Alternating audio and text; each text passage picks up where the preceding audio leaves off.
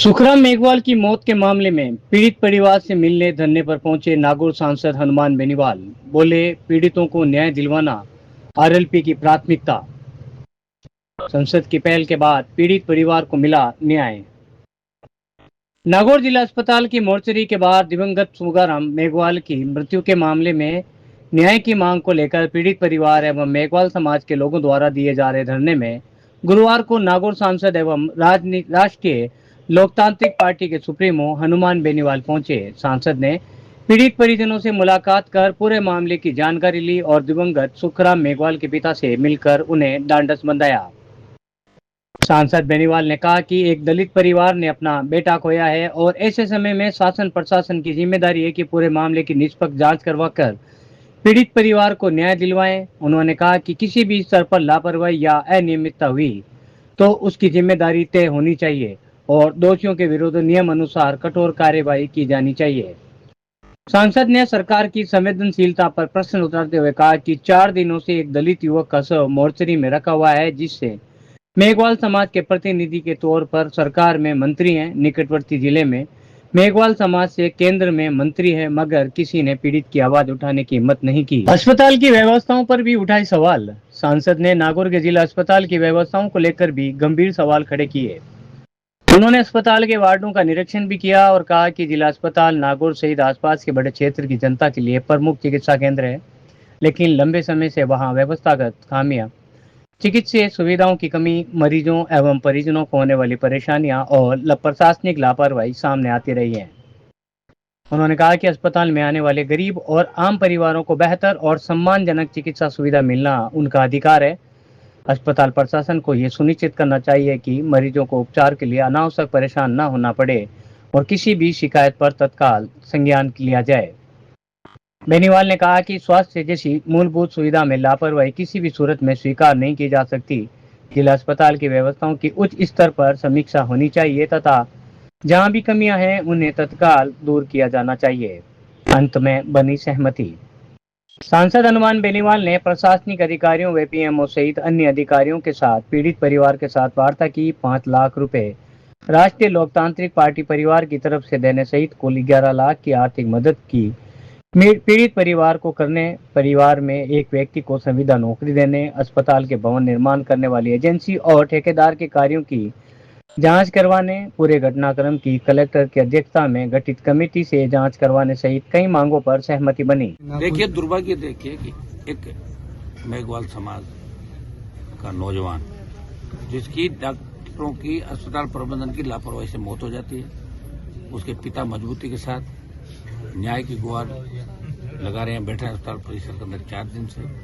सैकड़ों हजारों की तादाद के अंदर सर्व समाज, मेघवाल समाज को न्याय दिलाएंगे। सुखराम जो अस्पताल के अंदर एम्बुलेंस में सेवाएं देता था, हमेशा मरीजों का फ्री इलाज भी करवाता था, और ऐसे आदमी की इस तरह आकस्मिक मृत्यु होती है जिसमें सीधा सीधा ठेकेदारों की, डॉक्टरों की लापरवाही नजर आती है। उसके बावजूद मुकदमा दर्ज नहीं होना, इनकी मांगों पर ध्यान नहीं देना और जिस तरह तानाशाह रवैया प्रशासन का इस धरने के प्रति अपनाया गया, इसकी मैं निंदा करता हूं। इनकी जो भी मांगे हैं उनको लेके मैंने शुरू से ही सरकार के अधिकारियों के संपर्क में था।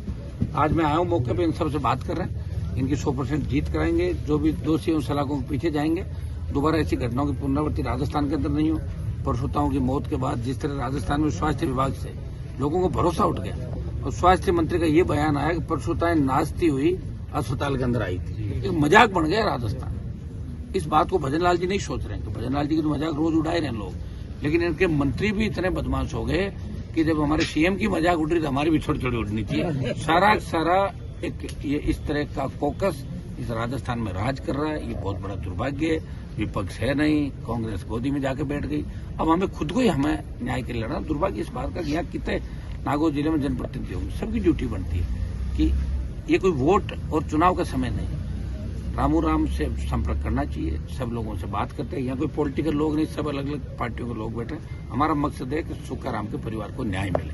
इसलिए मैं स्वयं नागौर में, चूंकि कल मैं आ गया था, मैं कल रात हो गई, कल ही आ जाता, और मेरी ड्यूटी थी मेरा मन ये कह रहा था कि जब हमारे भाई धरने पे बैठे हैं तो मैं घर पे कैसे जन सुनवाई कर सकूं। मैं एक बार धरने पे जाऊंगा और इनकी जो भी समस्या उनका समाधान करूंगा। अभी आंदोलन अगर बड़ा रूप लेता तो भी ले सकता है, आज से 50,000 लाख में बदल सकता है। ये बात हम लोगों ने अभी कर ली और समय लग सकता है, लेकिन इस बार अस्पताल प्रबंधन की व्यवस्थाओं को सुधार के ही यहाँ से उठूंगा। ये मैं आप मीडिया के माध्यम से कहना चाहता हूँ। बहुत बड़ा दुर्भाग्य है, इनका जो भी ज्ञापन है वो इन तक भिजवा दिया।